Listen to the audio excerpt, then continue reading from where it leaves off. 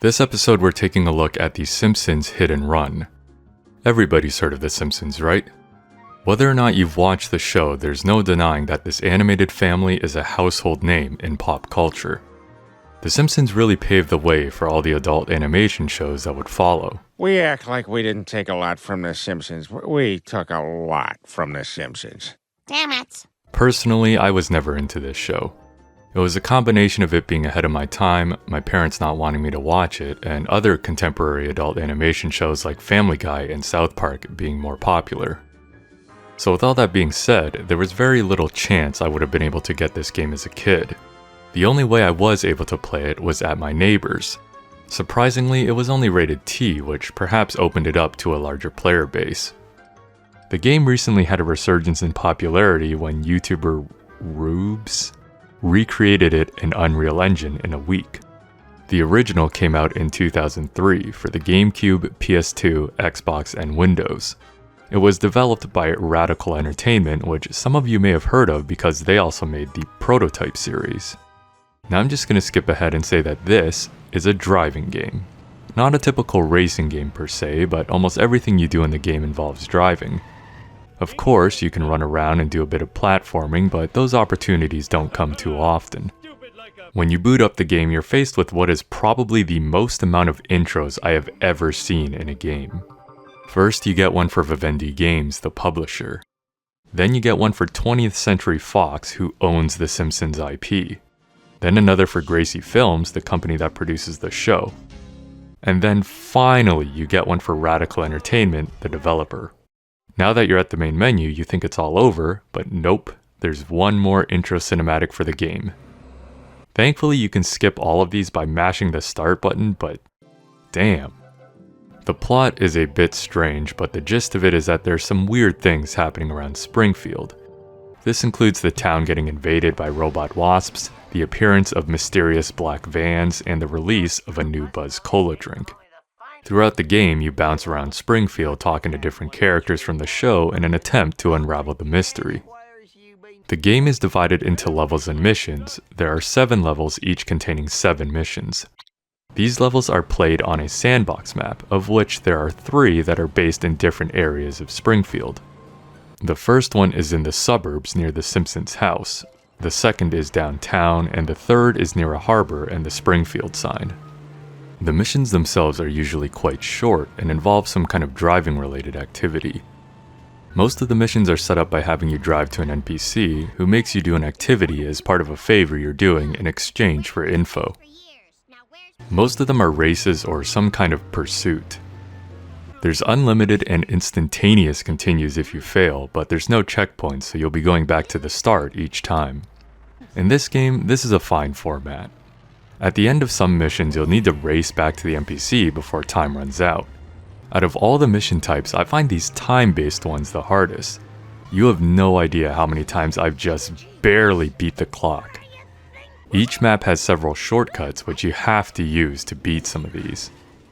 Sometimes when you lose, the game will actually tell you to go explore the map so you can find out where these are. And then the way the pedestrian cars behave is pretty random. Like, sometimes they'll swerve into your path and other times they'll swerve away. While each car supposedly handles differently, the controls are kinda jank overall. If you make more than one mistake, you're better off restarting. Usually once per level, you'll be required to purchase something before moving on to the next mission. This can be an outfit or a vehicle. This gives you an opportunity to explore the current map to accumulate some coins. While the maps themselves aren't huge, they're still impressively detailed, probably more so if you've seen the show and can recognize some of the landmarks. You can enter a few of the buildings like Quickie Mart and Moe's Tavern. Anyways, you can find coins scattered around, but you can also get some by breaking stuff. However, every time you break something or run somebody over, you'll fill up the hit and run meter. When the meter gets filled, some police will begin to chase you. If they manage to stop you, you'll get busted and be required to pay a 50 coin fine. This adds another layer of difficulty since not only do you want to be fast in most missions, but you have to make sure to drive carefully so the cops don't come and stop you. You can also find tons of coins in these boxes and vending machines, as well as when you destroy these robot wasps. In the sandbox, you can also find a couple of side missions and races that you can do to unlock new vehicles. Then there's these gambling races where you can bet coins on yourself. When you begin the second level, you surprisingly get to play as Bart. I think he's supposed to be like 10, but somehow he's allowed to drive. You also get to play as Lisa, Marge, and Apu. This game also uses pretty much all of the original voice actors, which is great. By the way, Dad, Mom called. She says she needs to talk to you at home before you go to work. Oh! The characters function identically. You can walk around, sprint, double jump, and attack either in the air or on the ground. However, there aren't many opportunities or reasons to be on foot, so most of the time you're just running to get to your car. Some missions and collectibles require a bit of platforming, but it's nowhere near the amount of driving you'll be doing. Who would put such a thing in such a place? Speaking of driving, your car will gradually accumulate damage as you smash into stuff. Each car has a toughness rating, which I assume is for how much damage it can take. You won't die, but eventually it will explode. If it does, you can bum a ride off an NPC. You'll get in the passenger seat and they'll remain the driver. It's actually pretty cool that they do this instead of a GTA-styled hijack. However, if you explode mid-mission, the game sometimes auto-fails you. Otherwise, you can repair your car by driving into one of these floating wrenches. There's also a few telephone booths around town that you can use to call a vehicle to you, including any that you've unlocked up to that point. As I mentioned, the story is a bit convoluted due to the mission structure, but I'll try my best to give you a concise summary. In the first level, you play as Homer, and at first it's a fairly normal day for him. You gotta go to Quickie Mart to get some ice cream and cola. Lisa forgets her science project at home, so you gotta bring that to her too. Then you go to work at the power plant. Things take a turn about halfway through the level when Homer watches the news and it is reported that the robot wasps seen around town are actually surveillance cameras, as well as the discovery of mysterious black vans. Homer spots one outside the house and decides to follow it. You end up at Mr. Burns' mansion, so in a reasonable assumption, Homer assumes Mr. Burns is behind the cameras and the vans. In the second level, you play as Bart and you're now on the downtown map. Like with Homer, Bart's mission starts off fairly relevant to Bart's interests. First, you're driving away from the principal because you skipped school. Then you're looking for a copy of a video game. Eventually, you learn Professor Frink bought up all the remaining copies to power a monster he's making. You gotta run a bunch of errands to get parts for it. Now, I'm not sure if Bart was doing this just so he could get the video game or because he was genuinely interested in the monster, but when it's all said and done, he gets to see it, and then he gets abducted by aliens. And if that's confusing to you, it was also confusing to me. In level 3, you get introduced to the third map and you play as Lisa. She's looking for Bart. I guess he's not missing enough to go to the police, so she starts by asking around town. In the end, you find him on a boat that's docked at the harbor, but he's pretty out of it. Seems like whatever abducted him really messed him up. In level 4, you play as Marge, and you're trying to find out what happened to Bart. You talk to Cletus about a crop circle that appeared in his crop field. But a crop circle is basically a giant imprint left in a crop field. I guess these are some sort of unsolved mystery hoax-like phenomena, which is why crop circles are often associated with aliens. So apparently Grandpa remembers what it looked like. You collect his meds and some caffeine, and he describes the logo present on a Buzz Cola can. Marge shows the logo to Bart, and it snaps him out of his trance. He says aliens gave that to him, and they are using it to take control of the town. You go around collecting these cans, one of the rare times you're on foot, and then the level ends with Marge telling Apu that he's been selling these tainted cans. In level 5, you're now Apu. He feels guilty about selling the bad cola, so in order to redeem himself, he wants to find the owner of the trucks that have been supplying the cola around town. Eventually you ask Snake for some help because he's a bad guy and he might know some other bad guys. He agrees to help in exchange for us doing his community service, which is picking up garbage. Now in my opinion, this is the hardest level in the game. It starts off as a pursuit mission where you just follow this truck and pick up the garbage that it drops. This is the easy part. There is a timer which is a bit alarming, but at nearly 4 minutes it's pretty generous. However, once you're done trailing, you reach this area that requires some platforming, so you have to get out of your car. All the while, the time doesn't reset and is still ticking down. Then, once you've collected them all, you have to drive all the way back to Snake. When you collect the final barrel, the game will adjust the timer, but your new time depends on how long you took in the last section. Basically, you have to plan out the route perfectly, as well as the spots to park your car, because you're going to waste a couple seconds getting in and out of it. I estimate that with the most optimal path, you're allowed maybe one mess up or you'd have to restart. And restarting sends you all the way back to the beginning during that pursuit part, which itself takes about a minute to complete. I was able to beat most missions within 1 or 2 attempts, but this one I genuinely had a hard time with. Looks like the end of the road for Appu. Eventually, Snake reveals that the cola trucks are registered to the museum. Bart conveniently happens to be there, so you talk to him and you both go to intercept the museum's curator to get a key to the museum. You pummel his car into oblivion, which seems a bit excessive, but once you get the key, you just have to race back to the museum. It is revealed that the aliens are responsible for the cameras and are drugging out the town using Buzz Cola to film a reality show. They plot to distribute laser guns to up the ante. In the next level, Apu cowards out, so you're back as Bart. You try to ask Krusty for help since he's been marketing the cola the whole time. He initially doesn't believe Bart, so you collect some laser guns and show them to him. Krusty says it's too late, as the brewery has already set up several laser gun stands around town. So you drive around and destroy them all, and then you talk to Homer and race the aliens to the brewery. In this one, you have to use Homer's car that he has secretly stashed away. This is supposed to be a good car, but I find that even though it has a good handling rating, it is a little too sensitive. Fortunately, the AI wiped out on this big ramp, which allowed me to get an easy victory. The aliens reveal that they put the cola in the water supply, so it's too late. They also say that it will resurrect all the dead people buried in the cemetery. Alright, so this is the final level. Fast forward a bit, and it's Halloween.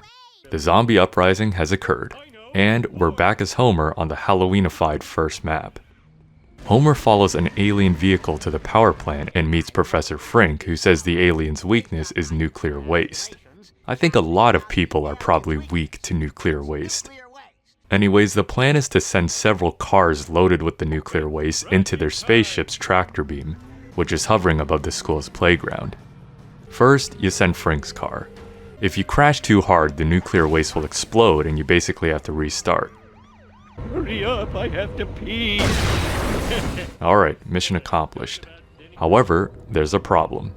We need more nuclear waste. Apparently, Mr. Burns has some buried somewhere. So you get back to the plant, but to get to his office, you need to parkour up this broken debris. This part is actually pretty challenging, and if you manage to beat this as a kid, then good job, man. So when you get up to his office, you start to run towards him, and then all of a sudden you're falling through the floor. What is this? Reminds me of that bridge in Squid Games. I wonder if this is where they got the idea from. Probably not. You can kinda game it by walking up the middle.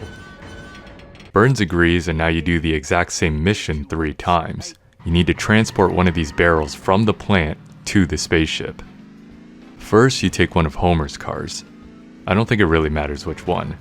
I switched to this one from a few missions back.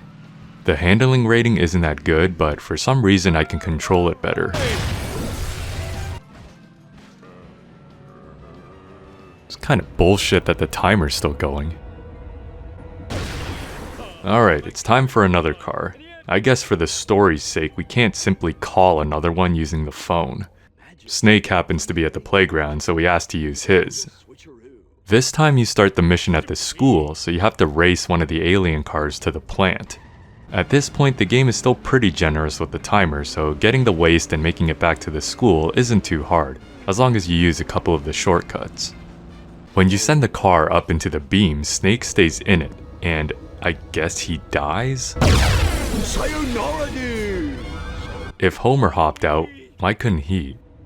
Well, now it's time for the final test. You ask Grandpa to use his car, and it's a piece of shit. Because of it, I'd put this level in contention with that Apu one for the hardest in the game. So you race the aliens to the plant again, If you crash even once, restart. In the last 2 runs, I believe the game gives you around 1 minute and 40 seconds to get back to the school when you pick up the barrel.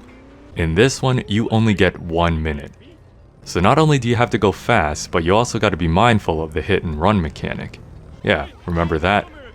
You basically need a perfect run to get this. And once you do, you send up Grandpa and the car, the ship goes boom, and I guess he also dies. In the following cutscene, the ship crashes and both of the aliens are killed.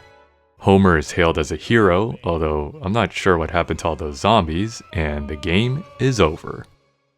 One last thing before we wrap up. Did you know this game has multiplayer? At least according to the box. But when I was at the main menu, I couldn't figure out a way to get into it. So I looked it up, and apparently multiplayer is only supported in one game mode, which is called bonus mode. And it's not available until you find all 7 collector cards in a level. Each level has 7 of these cards that are spread out throughout the sandbox. Collecting all of them in a level will unlock one map that up to 4 players can then race on. Isn't that kinda stupid?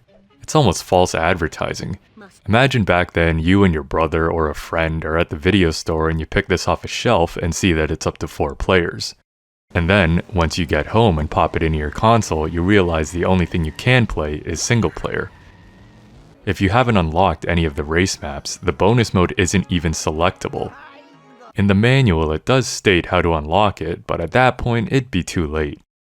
As for the game mode itself, it's racing, which seems promising, but then... what the hell is this?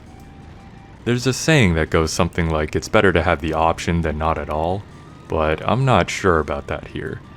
Could you imagine as a kid busting your balls trying to find the cards only to get this as the reward? Let's just say, thank God the single player is good. Upon release, this game was met with pretty positive reviews, several of which praised it as a successful parody of GTA 3. I've never played it, so I'll have to take their word for it. One of the things that this game seems to have done really well is the navigation system. There are indicators on the road to let you know which direction you need to be going. Coupled with the small map in the corner, it's not hard getting from one place to another, even if you take a longer route. There doesn't appear to be a way to bring up a map of the entire sandbox though, which would definitely help out in planning out routes and learning the locations of certain landmarks. This game has a bit of a cult following, and I can see why. It's a solid game of a great IP. While I'm not personally nostalgic of The Simpsons, nor am I really a fan of driving games, I could see how that would tip the scale of this being a good game to it being an amazing one. Hearing all these iconic voices in a video game was probably a real treat for fans of the show. I really like the sandboxes, but there isn't much to do in them, which is understandable given that driving is the focus. I guess as a kid, it was just fun driving around, going up ramps, and crashing into stuff. I will say that despite this being a driving game, the mission variety was good enough to keep things moving. The story was a bit convoluted, but entertaining, I guess. I also didn't run into any glitches aside from the AI wiping out, which is more of a natural screw-up anyways. All in all, I don't really have anything profound to say about this game. It's a good game from a simpler time, and that is what we're all about.